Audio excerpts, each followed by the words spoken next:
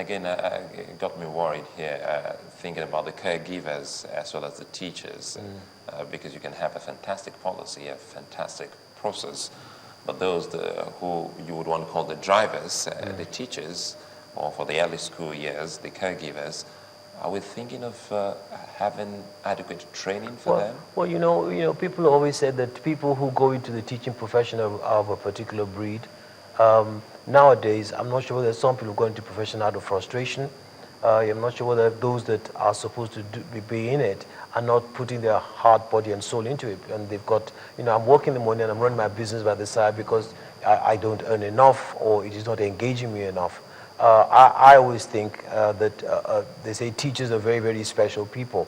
So what I'm saying is that we've got to be very careful how we choose the people who go into the teaching profession.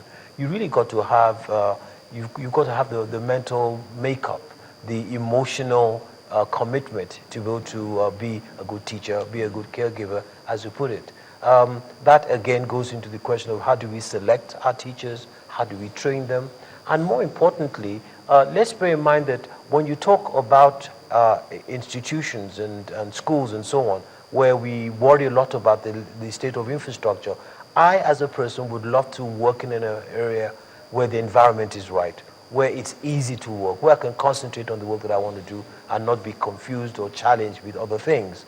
The same applies to our teachers. We say the schools are challenged physically in terms of infrastructure, and we talk about the kids that have to manage and fall on the desk or sitting on the floor.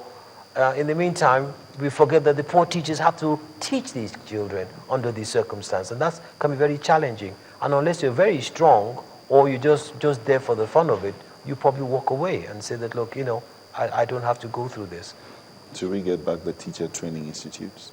Would that make it easier in the selection process? I think one very interesting thing that you might find out of this, and somebody was talking about that yesterday, was that we're talking about quick wins. Somebody's coming up with an idea about, I think, something like Teach Nigeria or something, whereby you're saying you don't necessarily have to be a trained teacher to have the opportunity to start that process. So if you decide that, you know what, I'm going to start teaching, then we know you're coming from a very solid background, you've got great experience, it's a choice of yours, and it's not out of desperation. Therefore, let us teach you how to teach, as opposed to saying that I don't have anything else to do.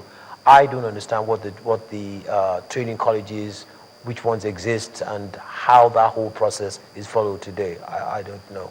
Perhaps this summit couldn't be more apt in the light of the fact that as we speak, polytechnics, the lecturers, the students, they're at home right now. So will this fall into maybe the quick wins, something they can do immediately, get them back to the classes? Well, yes, I know. It's extremely frustrating.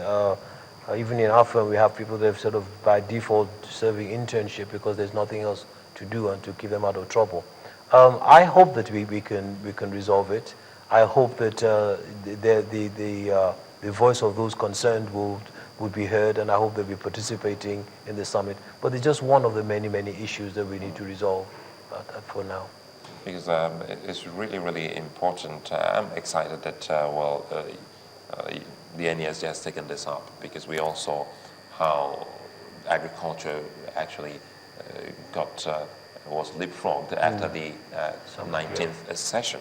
So at the end of it all, what do you hope to take away from this, and how do you follow up on this particular drive to see that our education sector is revamped? Yeah, I'll start with the last question. How do we follow up? We actually have decided, and the person that is the chairman of the organizing committee, we've actually, within the last 48 hours, sort of said, hey, they rang a bell and said, hey, let's be very careful. How do we ensure that all the things that come out of here are put in place? And so what's happened is that we have a situation where they've set up a virtual organization, a virtual team that's going to follow up on every single one of those initiatives. And it's actually called a post-summit implementation committee to begin to put pressure and let the NESG through its lobbying facilities begin to lobby those that have to create this change.